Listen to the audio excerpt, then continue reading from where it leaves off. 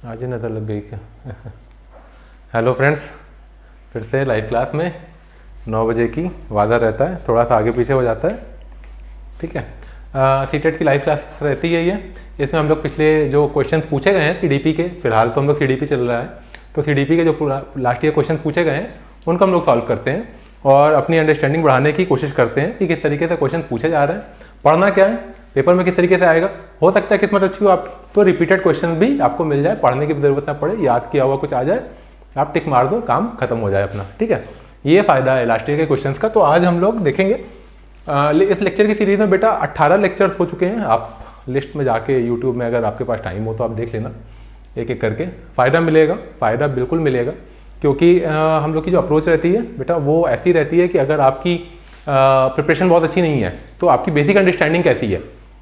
मान लो थ्योरीज नहीं पढ़ा, किताबें नहीं पढ़ी, लेक्चर्स नहीं सुने, ठीक है, बहुत ढेर सारा कंटेंट ऑनलाइन अवेलेबल है, फिर भी नहीं देखा, बस फॉर्म भर दिया और चले गए एग्जाम देने के लिए, तो फिर भी एक अंडरस्टैंडिंग कैसी है किस तरीके से ऑब्जेक्टिव क्वेश्चंस को सॉल्व करने के लिए, इसके ऊपर हम लोग की फोकस रहती है कि अब जो अपने जो ऑब्जेक्टिव क्वेश्चंस आते हैं एग्जाम में उसकी अंडरस्टैंडिंग को इंप्रूव करना है, ठीक है, ऑप्शंस देखना है। सबसे बड़ा देखिए एग्जामिनर क्या कर सकता है कि अगर कोई क्वेश्चन को ओपन एंडेड क्वेश्चन पूछा, उसका आंसर नहीं दिया है तो प्रॉब्लम हो रही है। लेकिन ऑब्जेक्टिव टाइप एग्जाम में सबसे बड़ी बेनिफिट स्टूडेंट्स के लिए क्या होता है कि उनके पास एग्जामिनर को सही आंसर देना ही देना है। You just need to recognise the right answer. चलो ठीक है, सही आंसर नहीं समझ में आ रहा, कोई बात नहीं, तो आप क्या कर सकते हो, आप गलत आंसर को काटते जाओ। अगर 3 गलत आंसर आपने काट दिए तो एक सही आंसर तो आपको मिल ही गया। दोनों ही अप्रोच है, ठीक है। या तो सही आंसर आपको आता है तो आपने टिक लगा दिया, वेल एंड गुड, ठीक है। अगर नहीं सही आता है तो 3 गलत आंसर को भी हम लोग एलिमिनेट कर देंगे, एलिमिनेशन प्रोसेस इसको कहते हैं बेटा, एलिमिनेट कर देंगे तब भी हमको आंसर मिल जाएगा, ठीक है। तो हम लोग दो तरीके का यूज करेंगे और सही आंसर निकालने की कोशिश करेंगे। आज का जो हमारा चैप्टर है, आज का बेटा जो हमारा चैप्टर है वो है चैप्टर 16 और जो चैप्टर का नाम है thinking and learning in children. बच्चों के अंदर जो थिंकिंग प्रोसेस है और जो लर्निंग प्रोसेस है, एजुकेशन का मतलब ये है कि नॉलेज को किस तरीके से इम्बाइब किया जाए बच्चे के अंदर में।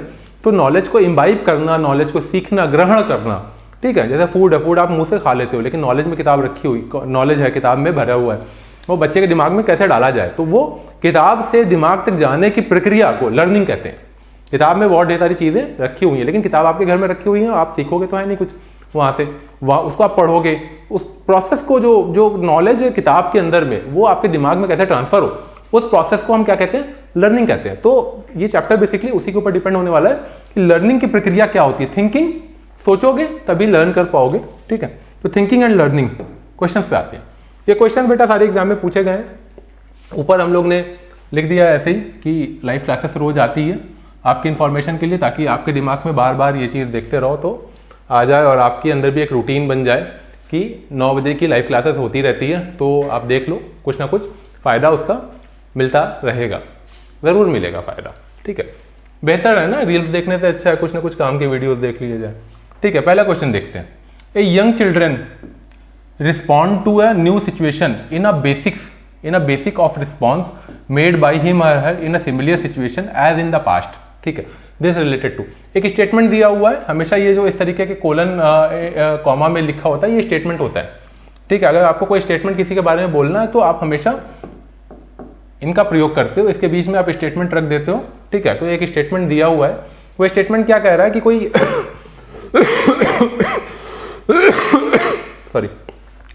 कोई यंग चिल्ड्रन है, वो रिस्पॉन्ड कर रहा है, प्रक्रिया दे रहा है किसी नई तरीके की सिचुएशन में, ऑन द बेसिस, किस बेस के ऊपर प्रक्रिया दे रहा है, किस बेस के ऊपर, जो उसने किसी उसी तरीके की सिमिलर सिचुएशन को पास्ट में फेस किया है, उसके बेस के ऊपर कोई नई सिचुएशन है। फॉर एग्जांपल कोई डिवाइड का क्वेश्चन अगर दिया हुआ है, बच्चे ने क्लास में किया हुआ है, ठीक है, डिवाइड सॉल्व कर लिया उसने, उसके बाद फिर से उसको डिवाइड दिया जा रहा है, ठीक है। तो मतलब कि यानी कि एक तरीके से पहले वो सिचुएशन में गुजर चुका है और फिर से नया डिवाइड दिया, नई क्वेश्चन दिया, तो यानी कि कुछ ना कुछ उसकी मेमोरी में बैठ रखा है, डेटा बैठ रखा है, ठीक है। तो इस तरीके की कैपेसिटी, इस तरीके के सिचुएशन में बच्चा किस तरीके से बिहेव करेगा, रिस्पॉन्ड करेगा, ये जो लर्निंग की प्रोसेस है, लर्निंग की प्रोसेस है, ये किस बेस के ऊपर डिपेंड करती है। 4 ऑप्शन दिए हुए हैं, लर्निंग, ये लर्निंग, ये लर्निंग, ये लर्निंग। तो ये लर्निंग ऑफ इफेक्ट है बेटा, लर्निंग ऑफ इफेक्ट है। लर्निंग ऑफ इफेक्ट के बारे में थोड़ा सा समझ लेते हैं। लर्निंग ऑफ इफेक्ट क्या होता है कि अगर हम कोई काम करते हैं, ठीक है, मान लो कि चले गए और मान लीजिए कि एक पेंटिंग बनाने की कोशिश कर रहे हैं, ठीक है, सुंदर सी पेंटिंग बन गई, देखा, सबने अप्रिशिएट किया, तो हमारे दिमाग में वो तरीका, वो प्रोसेस जिससे हमने पेंटिंग बनाई वो बैठ गया कि अब फ्यूचर में भी अगर पेंटिंग हम बनाएंगे तो उसी तरीके को उठा के हम फिर से बनाएंगे, प्रोसेस करेंगे, उसी तरीके के पेंट्स, कलर, ये वो सारी प्रक्रिया को सेम रखेंगे।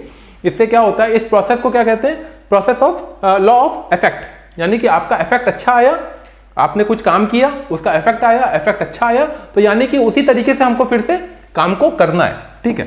तो ये ऑप्शन इसका सही हो जाएगा। अगले पे आते हैं, व्हेन ए चिल्ड्रन फेल, अगर कोई बच्चा है वो फेल हो जा रहा है, बच्चा फेल हो रहा है, ये ध्यान से पढ़िएगा इस स्टेटमेंट को, बच्चा किसी एग्जाम में नहीं फेल हो रहा है, सीधे सीधे लिखा हुआ कि बच्चा फेल ही हुआ जा रहा है। कहते हैं ना बच्चा वेस्टेड है, खराब है, ये मतलब ये पढ़ नहीं सकता है, टीचर्स कई बार इरिटेट होकर कहते हैं ना कि बच्चा फेल है, ये काम का लायक नहीं है, ये तो कुछ नहीं कर सकता भविष्य में, ठीक है। इस तरीके की टिप्पणी हम लोग कई बार झुंझला के बच्चों के ऊपर कह देते हैं कि इसका तो कुछ होने वाला नहीं है, ठीक है। ये कि इसका मतलब क्या है, इसका मतलब क्या है, इसका मतलब हम लोग देखने की कोशिश करते हैं। The child is not fit for studies, ऐसा तो नहीं है, क्योंकि अगर बच्चे को एक तरीके से समझ नहीं आ रहा है, child is not fitting for studies, तो that mean you need to change the process of learning. Child is not fit for studies, ये स्टेटमेंट बिल्कुल गलत है। क्यों? क्योंकि अगर बच्चे को एक तरीके से समझ में नहीं आ रहा है तो दिमाग तो नॉर्मल है, सेम है, सबका दिमाग सेम है, यानी कि आपके पढ़ाने के प्रोसेस में ही प्रॉब्लम है। आपको एक तरीके से नहीं समझ में आ रहा है तो दूसरे तरीके से बच्चे को समझाओ। You can not blame children, if that child is not responding. Child has not memorised the answer properly.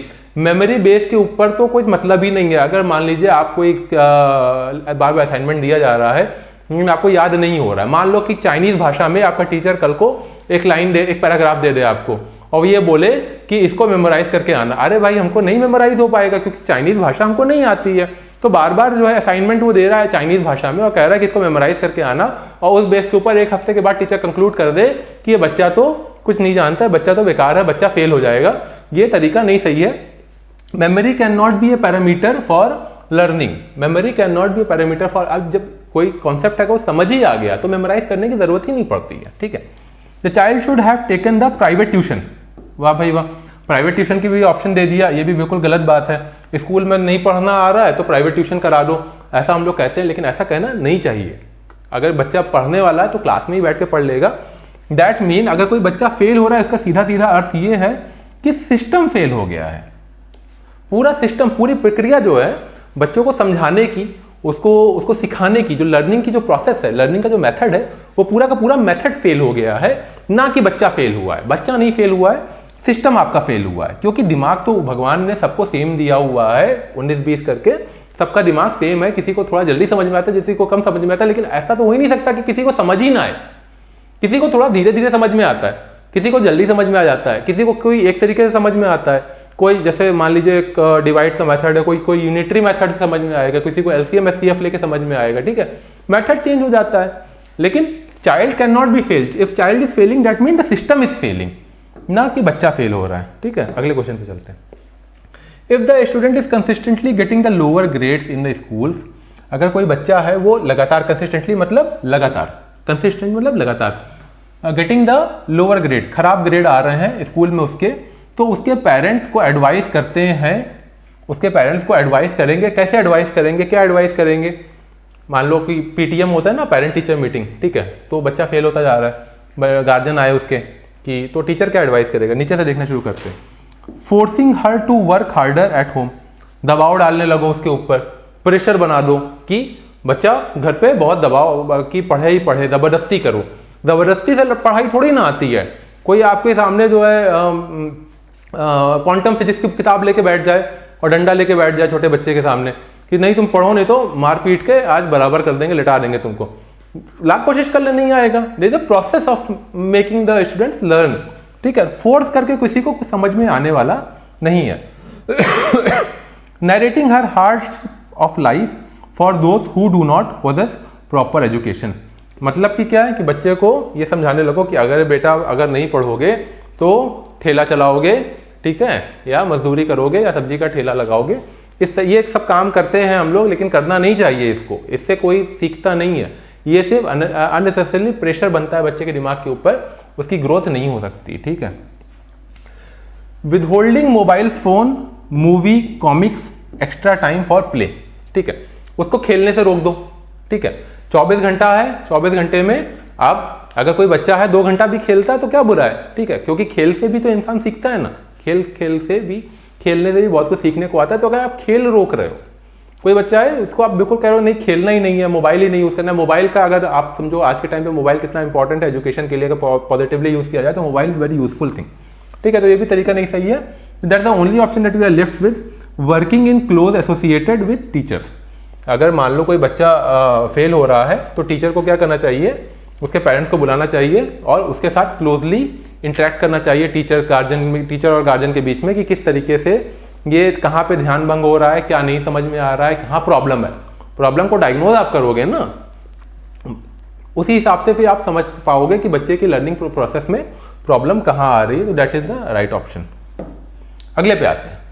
A teacher is connecting a text to the previously learn text and showing how to summarise it.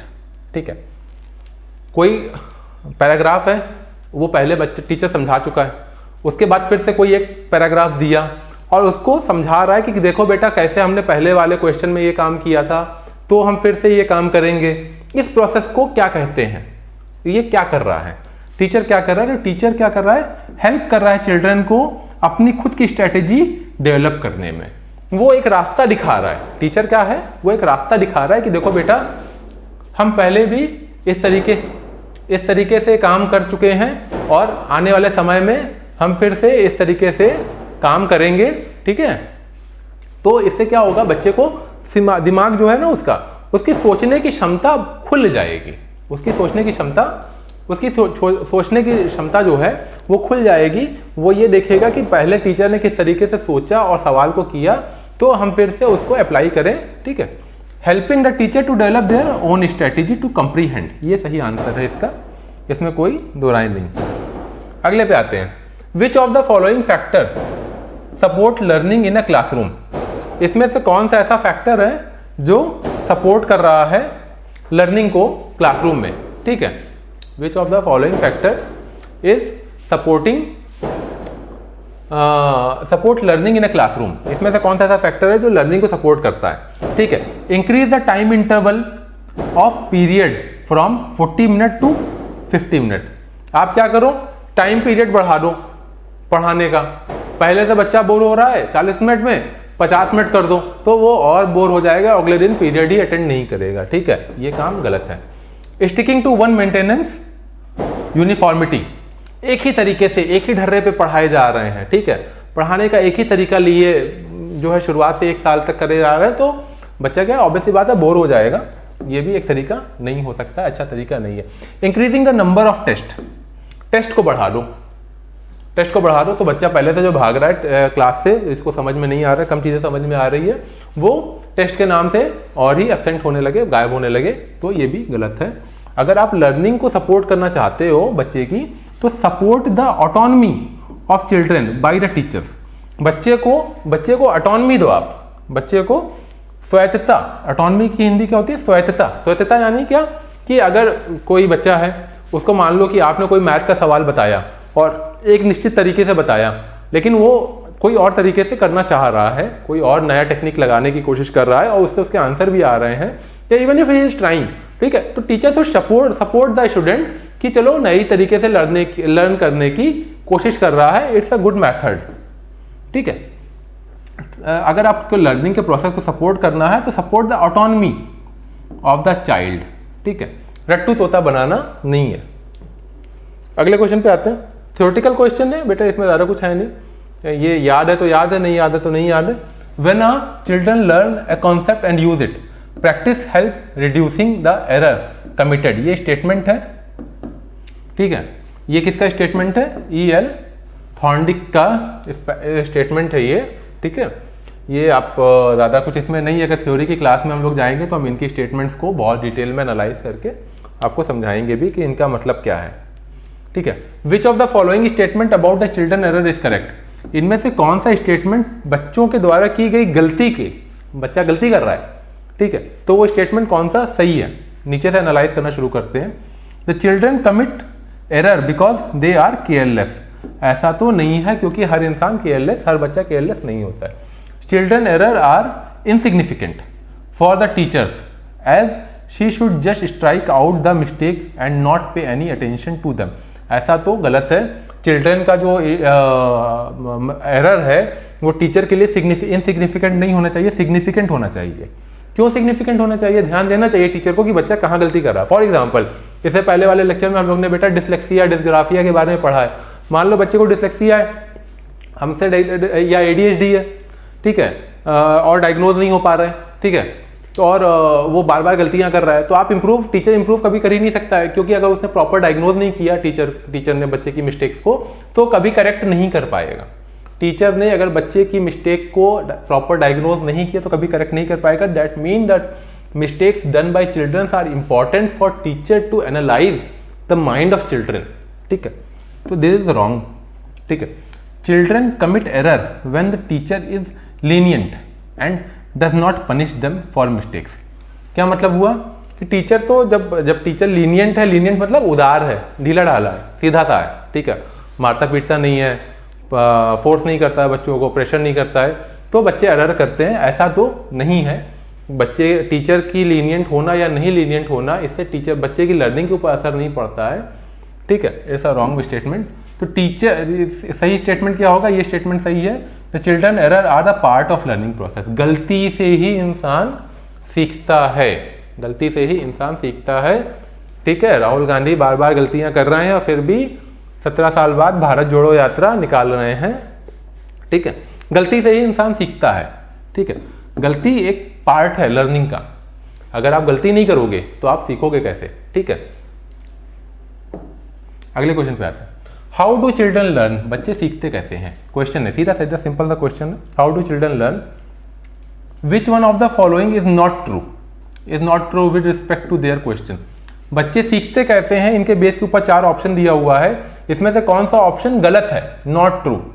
Question को ध्यान से पढ़ना बहुत ज़रूरी है, क्योंकि अगर आप इस नॉट को इग्नोर कर दोगे और सिर्फ ट्रू देखोगे तो पहला ही ऑप्शन पढ़ोगे और ओके मार के बढ़ जाओगे, ठीक है। तो लर्निंग के प्रोसेस में कौन सा ऑप्शन सही नहीं है, इस चीज़ को हमको ध्यान देना है, देखना है, ठीक है। तो लर्निंग के प्रोसेस में children learn in class only. देखिए पहला ही ऑप्शन हमने पढ़ा और पहले ही ऑप्शन में गड़बड़ निकल गई, ओनली वर्ड मिल गया। ओनली वर्ड से आपको हमेशा बचना है। ओनली वर्ड जो होता है उससे हमेशा हमको बचना है, क्योंकि ओनली वर्ड का अधिकतर 90% केसेस में ओनली या ऑल इस तरीके के अगर वर्ड्स ऑप्शन में दिए गए हैं तो उनके गलत होने के चांसेस बहुत ज़्यादा होते हैं।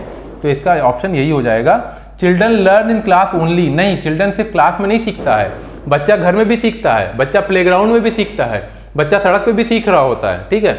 बच्चा अगर कोई मेले में गया तब भी सीख रहा होता है। ये स्टेटमेंट पूरी तरीके से गलत है और यही ऑप्शन सही है। लर्निंग के लिए ये ऑप्शन सही है। अगले क्वेश्चन पे आते हैं। To enable student to make conceptual changes in their thinking. किसी बच्चे के दिमाग में कंसेप्चुअल चेंजेस बनाने के लिए टीचर को क्या करना चाहिए? किसी बच्चे के दिमाग में कंसेप्चुअल चेंजेस बनाने के लिए, ठीक है, उसके दिमाग को ग्रो करने के लिए टीचर को क्या करना चाहिए? ठीक है, ऑफर रिवार्ड, उसको इनाम देने लगो, ठीक है। टू चेंज देयर थिंकिंग, कहने लगो कि जो नई सोचेगा उसको हम 4 चॉकलेट देंगे। ऐसा तो कभी काम करेगा कभी काम नहीं करेगा, जरूरी नहीं है काम करे, ठीक है। Discourage children from thinking on their own. उनको उनकी सोच से ही, जो खुद की सोच है उसे डिस्करेज कर दो कि नहीं बेटा तुम अपना दिमाग तो मत चलाओ, सिर्फ किताब के ऊपर ध्यान दो, जो किताब में लिखा है, जो किताब में लिखा है सिर्फ वही देखो। ये भी गलत है। Offer and explanation in lecture mode. Lecture mode देखिए आंसर सही हो सकता है, ऑफर एंड एक्सप्लेनेशन तक तो ठीक है, लेकिन इन लेक्चर मोड खराब वर्ड है। लेक्चर मोड क्या, आप सीधे गए, सुना कुछ नहीं, समझा कुछ नहीं, बच्चे की प्रॉब्लम पे ध्यान नहीं दिया, उसको सुनने में, लर्निंग में कहाँ प्रॉब्लम आ रही नहीं ध्यान दिया, चले गए लेक्चर देने लगे सीधे सीधे। तो जरूरी नहीं है कि उस बच्चे की सोच में कंसेप्चुअल थिंकिंग चेंजेस आ पाए। तो lecture mode is wrong option. सही ऑप्शन हमारा ये है,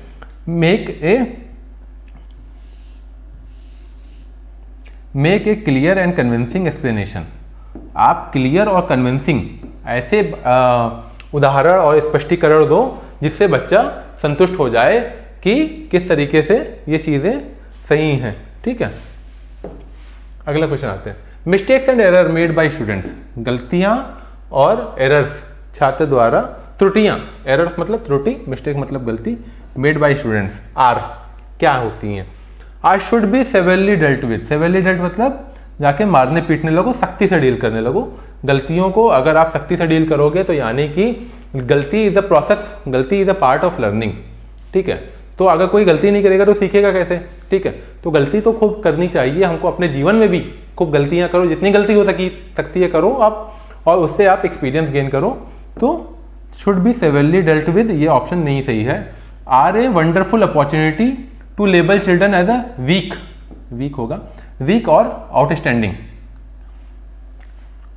किसी बच्चे को वीक घोषित करने की बहुत बढ़िया अपॉर्चुनिटी है अगर वो गलती कर रहा है। आप कोई गलती करे, आप उसको बुली करने लगो जाके, अरे तुम तो कमजोर हो, तुम तो कमजोर हो, ये ऑप्शन नहीं सही है। ठीक है, are indicative of the failure of the teacher and the students. देखिए, गलती करता है बच्चा तो ये टीचर का इंडिकेशन हो सकता है कि टीचर सही नहीं है, लेकिन बच्चा सही नहीं है ऐसा आप नहीं कह सकते हो। अगर कोई बच्चा गलती कर रहा है, मिस्टेक्स कर रहा है, तो यू कैन नॉट से कि कंप्लीटली कि बच्चा भी खराब है, टीचर में भी प्रॉब्लम है। सबसे पहली प्रॉब्लम तो टीचर को ही पकड़ा जाएगा, इसीलिए गुरु का ओढ़ा बहुत ऊपर दिया गया है बेटा, माँ बाप भगवान सबसे ऊपर दिया गया है। ठीक है, अगर बच्चा ग्रो नहीं कर पा रहा है, डेवलप नहीं कर पा रहा, सक्सेसफुल नहीं हो पा रहा है, उसकी फेलियर में 90%, 90 क्या 99% हाथ उसके टीचर का है। तो ये ऑप्शन गलत हो गया, हमारे पास सिर्फ और सिर्फ यही ऑप्शन हुआ। Should be seen as an opportunity to understand their thinking. अगर कोई बच्चा गलती कर रहा है तो ये एक मौका मिलता है उसकी गलतियों को समझने का, उसकी थॉट प्रोसेस को समझने का, उसके अंदर की कमियों को समझने का। जब आप कमियों को समझोगे तभी आप डायग्नोज कर पाओगे सही से और उसका क्योर कर पाओगे, इलाज कर पाओगे। ये है 10 क्वेश्चन, ये हम लोग के जो चैप्टर था थिंकिंग एंड लर्निंग, इसके 10 क्वेश्चन थे। ये सारे क्वेश्चन बेटा एग्जाम में आए हुए हैं, उम्मीद है कुछ ना कुछ आपको गेन हुआ होगा बैठे बैठाए। ठीक है, जिसने भी ये वीडियो देखेंगे, और मिलते हैं कल क्लास में।